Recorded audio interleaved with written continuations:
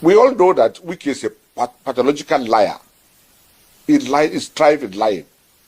Amechi made him chief of staff and recommended him to be a minister. He betrayed Amechi before Jonathan and his wife. Jonathan and his wife thought Wike was a good man. He betrayed Obi. He betrayed his political party to the extent that he took the land and property belongs to Jonathan's wife's father, demolished it, and shared it to two persons. Good day and welcome to another episode of What is Trending. My name is Angelo and this is your most preferred channel, Channel Up, where we give you updates on everything happening and everything trending within the last few hours. Thanks for joining us. If you're new here, why not tap the notification bell and subscribe to this channel so that you won't miss out. And don't forget to give this video a thumbs up. Now I have three updates for you. First of all, I have somebody from the South region who has called out the FCT minister Nyesom Wike. Again, if you have been following the trend of events, you will notice that Nyesom Wike has been trending within the last 48 hours, 24 to 48 hours. Now, who is this person? His name is Chief Anabs Sara-Igbe. Chief Anabs Sara-Igbe is an activist from the southern region of Nigeria, and he is also an elder statesman. All right, so Mr. or Chief Sara-Igbe called out Wike, and he said something most notable about Wike. He said Wike's father disowned him, and this is one among the updates, or one among the very, very mysterious things he said about Nyesom Wike. Remember, Nyesom Wike is also from the southern region of Nigeria, and if an elder statesman like Anabs Sara-Igbe is speaking about Nyesom Wike, you should know that he knows what he's saying. Stay tuned. I will show you the video of where he said this in an interview. More details after the break. Wike started this merchant with his family as a young boy. And that was why his father disowned him as a youth. And he was adopted by the late Yewani,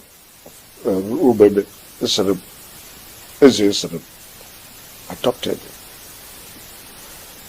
After betraying his family and the father disowned him, that was not enough. He betrayed the Israel family by plotting to remove Timothy Israel as a chairman of the local government.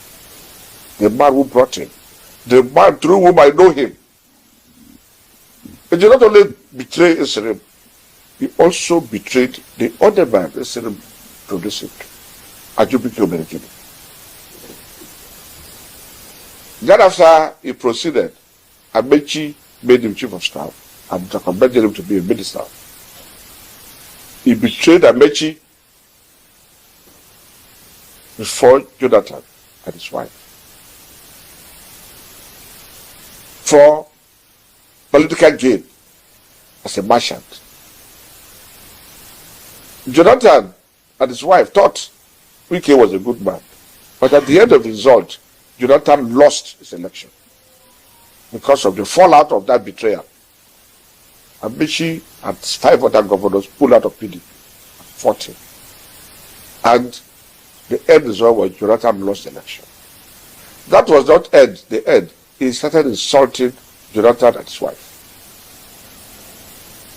to the extent that he took the land and property belongs to Jonathan's wife's father, demolished it, and shared it to two persons, Joy Dudie and his lawyer. And Joy Dudie, when she knew that Jonathan's property, she packed out. Jonathan had to use force to recover her father's property. That is payment for betrayal. It did not end there. We also hear all things he said about Obi. He betrayed Obi.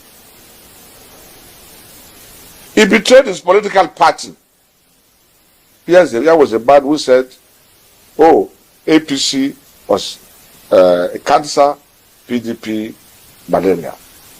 At the end of the day, because of perfidy, because of his attitude as a merchant, he betrayed the party for a ministerial appointment.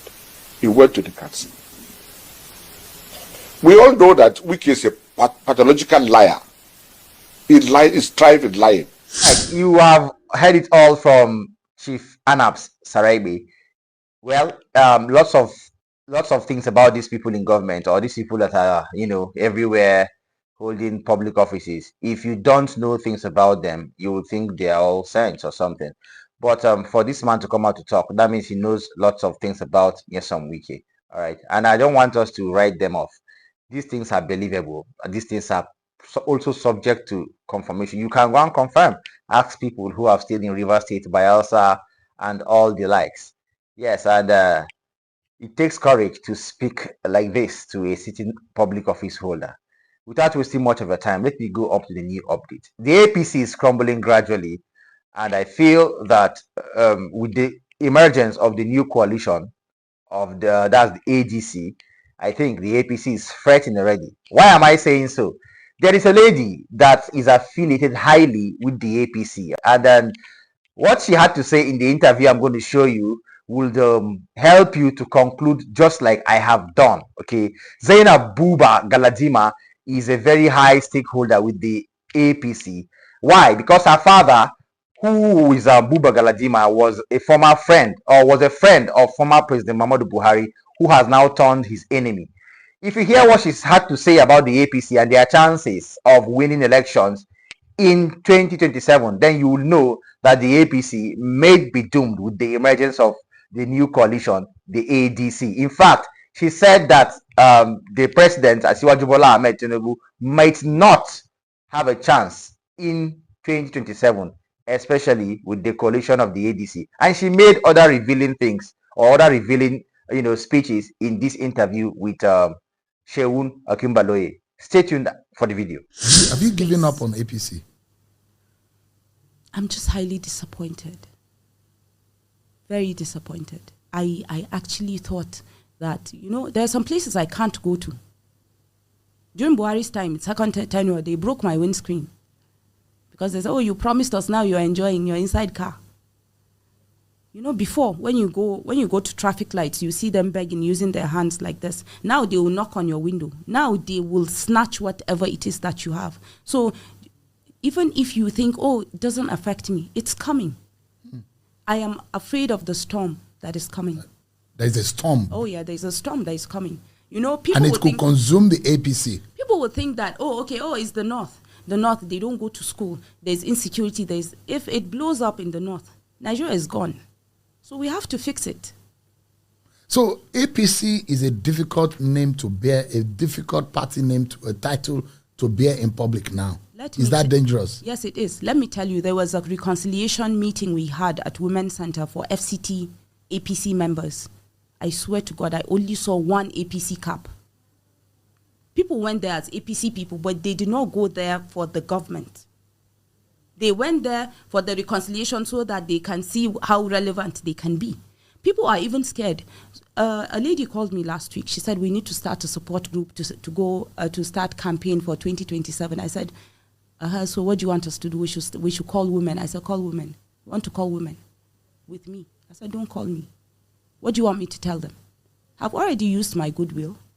I've already said, what I'm supposed to say. What do you want me to go and tell them now? So that they will eat me and you. I said, no, go. Okay, you've heard what Zainab Buba Galadima had to say. She was very, very straightforward and very plain. She didn't want to lie. She didn't want to give false hope. She didn't want to raise people's hopes high. She said what is supposed to be said. She said it how it's supposed to be said. So I don't think that she's out of line, because if somebody from the APC can say this, that means the inner caucus of the APC is shaking already, especially with the emergence of the new coalition, the ADC.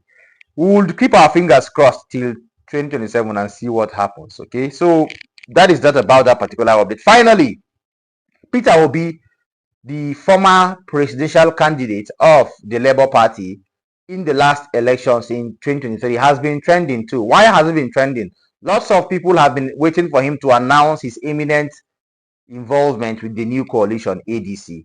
But he's trying to delay a bit. We don't know why. Reasons best known to him. One of the people who have discussed Peter Obi within the last let's say 4 days, is Reno Omokri, who happens to pitch his tent with the APC, formerly with the PDP, now with the APC. We all know how controversial Reno Omokri is. Now, moving on.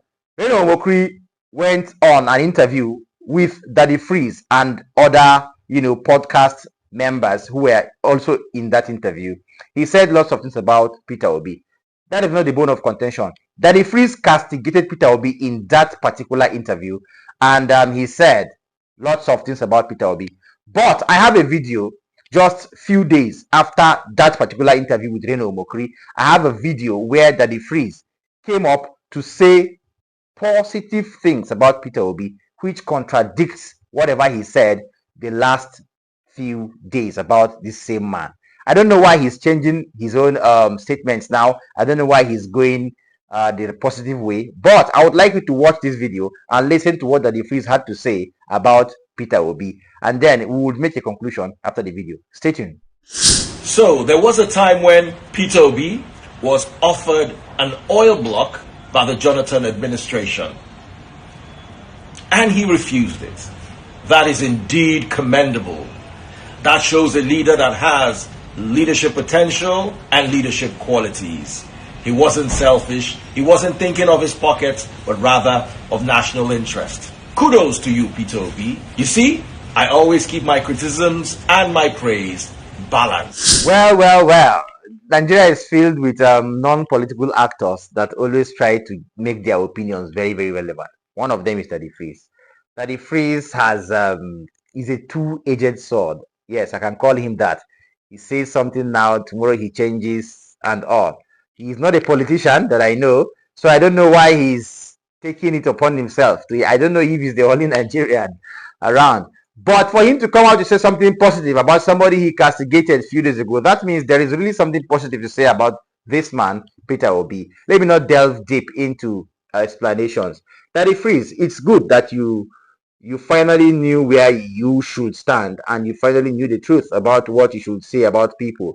Because if you check, whatever you said about Peter Obi sometime 3 days or 4 days ago, about the fact that he worked with Abacha, I think that is a bit wrong, because Peter Obi was not any he did not hold any public office under the Abacha government.